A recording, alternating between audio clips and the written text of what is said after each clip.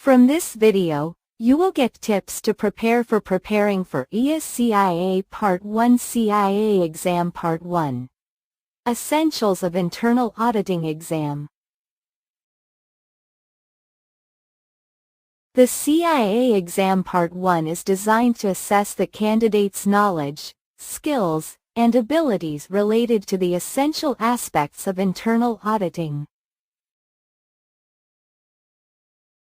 Exam structure.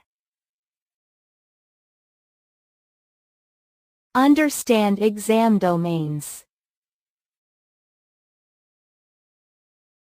Preparing for the IIA-CIA Part 1 exam.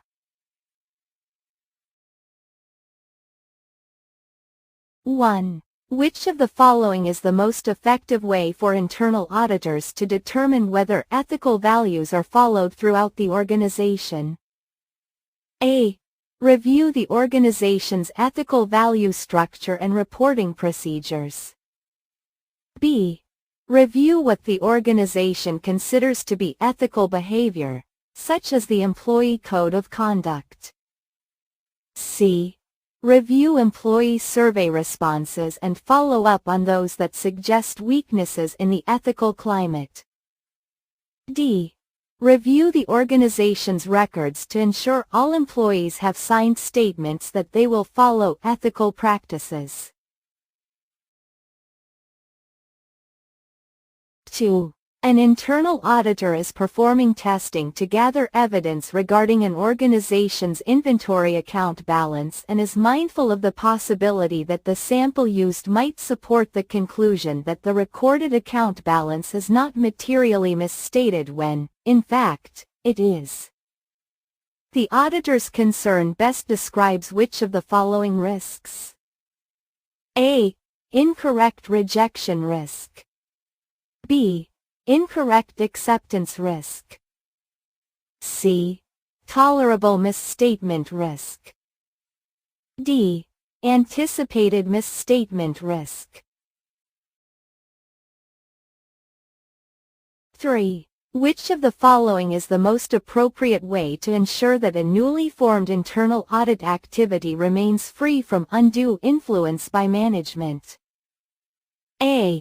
Appoint the Chief Audit Executive as a member of the board. B. Adopt written policies and procedures for the internal audit activity, approved by the board. C. Ensure the Chief Audit Executive reports administratively to the Audit Committee. D. Establish the internal audit activity's position within the organization in an audit charter. 4. Which of the following statements is true with regard to services provided by the internal audit activity? A. For consulting engagements, internal auditors do not need to be alert to control issues. B. Assurance and consulting services have similar objectives. C. Internal auditors may not perform assurance and consulting roles at the same time. D. Both assurance and consulting engagements require a final engagement report.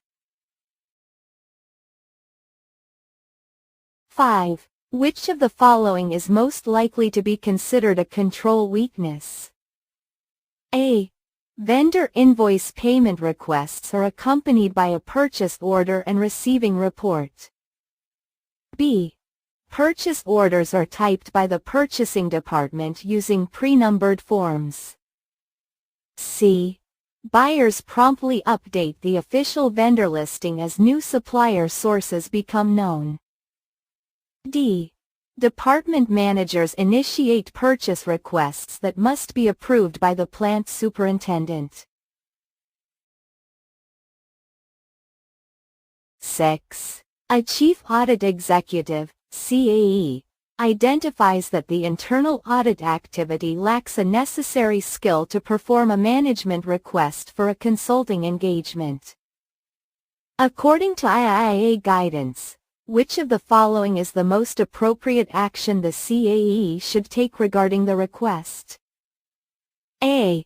Assign the engagement to a more senior internal auditor. B. Decline the engagement request. C.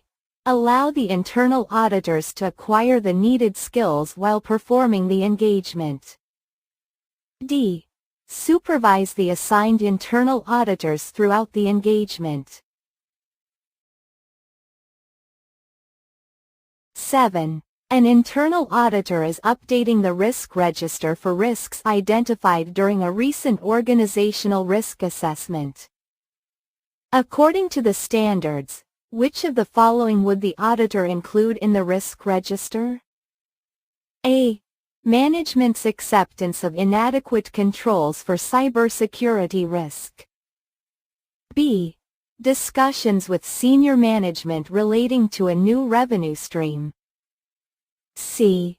Mitigating controls implemented by the engagement supervisor. D. Project manager planned hours versus time spent for all prior year projects. 8. Which of the following controls would best mitigate the risk of fraud in the bidding process? A. Have a bidding committee open the tender bids. B.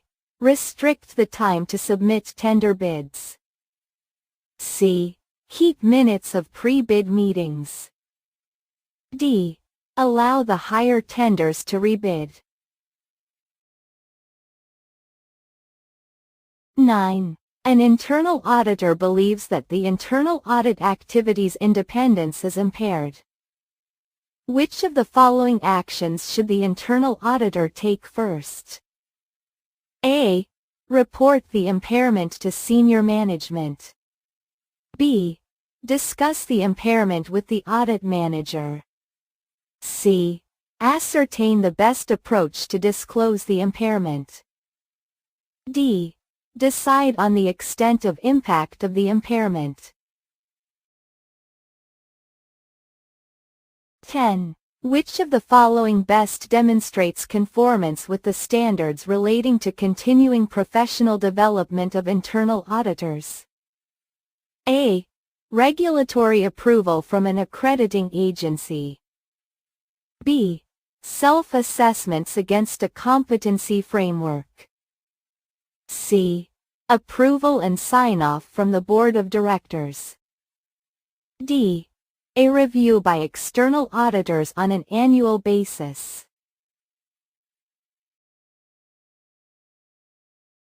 Subscribe and like. Pass question.